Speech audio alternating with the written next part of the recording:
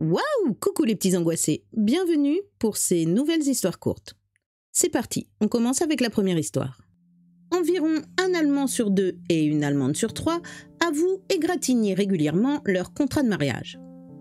Ces propensions à l'infidélité a engendré outre-Rhin une véritable industrie de l'alibi. Ainsi, par exemple, si un mari volage préfère passer une soirée avec sa maîtresse plutôt que de fêter l'anniversaire de sa belle-mère, pour la somme modique de 8,50 €, l'agence Alibi Parfait lui fournira-t-elle un message SMS lui enjoignant de se rendre sur le champ à une réunion professionnelle. Si l'argument ne dissipe pas la suspicion de son épouse, pour quelques euros supplémentaires, un correspondant confirmera le rendez-vous par téléphone. Le mâle batifoleur peine-t-il à séduire?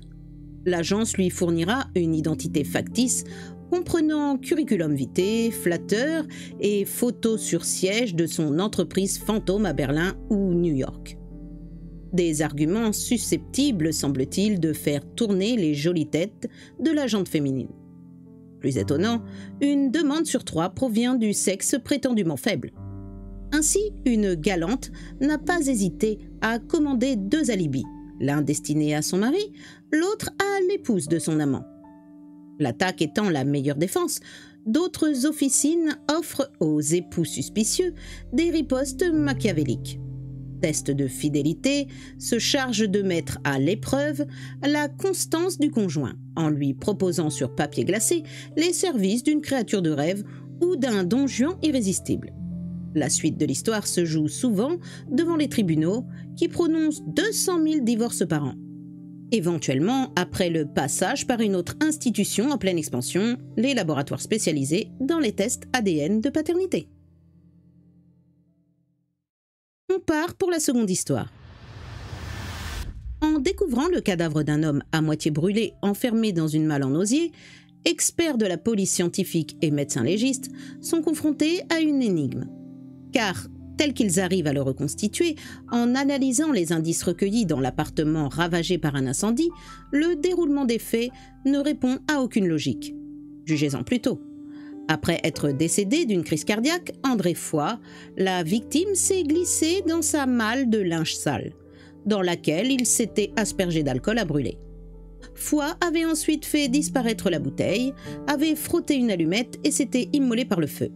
L'exploit ne s'arrête pas là. Renaissant sans doute de ses cendres, 6 jours plus tard, le décédé avait une fois encore quitté son panier pour incendier son appartement.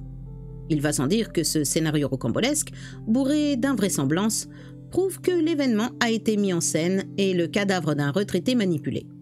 Une enquête pour homicide est donc ouverte, d'autant que la carte bancaire de la victime a été utilisée 2 jours après sa mort. La suite de l'histoire est moins mystérieuse. Un interrogatoire de la gardienne de l'immeuble établit qu'avant de disparaître, André Foix s'était violemment disputé avec un certain Glenn Mickelson, son voisin de palier. Étant en possession de la carte bancaire, l'assassin voleur pyromane, présumé, a été mis sous les verrous et interrogé. « Nous nous sommes battus », a expliqué Mickelson, « et le cœur du vieux a lâché. »« Mais pourquoi avoir imaginé ensuite cette stupide et grossière mise en scène ?» ont demandé les enquêteurs. « Pour faire plus vrai », a répondu l'amateur, d'un air entendu. On part pour la 3e histoire. Peu après les attentats perpétrés contre les tours du World Trade Center et le Pentagone, George Bush et Colin Powell, son ministre des Affaires étrangères, décident d'envahir l'Irak et d'éliminer Saddam Hussein. Mais comment trouver un casus belli vraisemblable aux yeux de l'opinion internationale ? Comment relier le dictateur mégalomane au terroriste d'Al-Qaïda ? Rafid Ahmed Alwan, un dissident irakien réfugié en Allemagne, fournit à l'administration américaine un prétexte providentiel. Celui qui se présente comme un chimiste de haut niveau affirmé. En effet, être en possession de la preuve que, sous couvert d'une usine d'engrais chimiques, l'Irak fabrique en secret les armes biologiques, les services de renseignement allemands recueillent son témoignage et le transmettent à la CIA, mais refusent de livrer le transfuge, estimant que son alcoolisme chronique discrédite la fiabilité de ces informations. Qu'à cela ne tienne, le 5 février 2003, Colin Powell exhibe devant l'Assemblée générale des Nations unies la preuve fournie par Alwan. Nous connaissons la suite. Après la chute de Bagdad et face à une situation qui tourne au désastre pour les Américains, la CIA parvient à rencontrer le mystérieux informateur, auquel ils ont donné le nom de code de curveball, ce qui signifie balle vicieuse dans le vocabulaire du baseball. La vérité éclate, Rafi Alwan est un affabulateur. Étudiant médiocre, chimiste incompétent, il a été condamné à une peine de prison dans son pays et s'est enfui en Allemagne dans l'espoir d'obtenir une carte de séjour en échange de ses secrets d'État. Allez, on s'aventure vers la 4e et dernière histoire. Jérôme Kerviel, l'opérateur de marché de la Société Générale, responsable en 2007 de la perte record de près de 5 milliards d'euros, était-il dopé par la testostérone? C'est la question très sérieuse que se sont posées des chercheurs de l'université de Cambridge. Pour mener à bien leur étude, ils ont suivi 17 courtiers de la City à Londres, pendant 8 jours ouvrés et mesuré leur taux de testostérone 2 fois par jour, à 11h du matin, en pleine activité boursière, et à 16h à la fin de la séance, en prélevant des échantillons de leur salive. En comparant données biologiques et activités de courtage, ils ont établi qu'effectivement, le niveau d'hormones sexuelles mâles était directement lié à l'ampleur des gains et à la perte réalisée.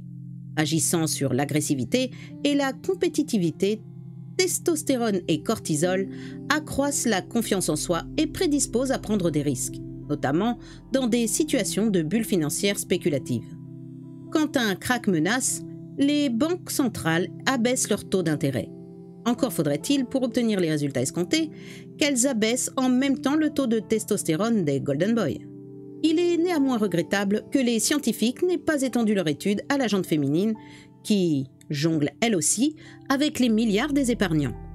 Nous ignorons donc si œstrogène et progestérone ont contribué à provoquer la crise des subprimes qui a plombé l'économie mondiale. Voilà, c'est la fin de ces petites histoires courtes. À très bientôt les petits angoissés!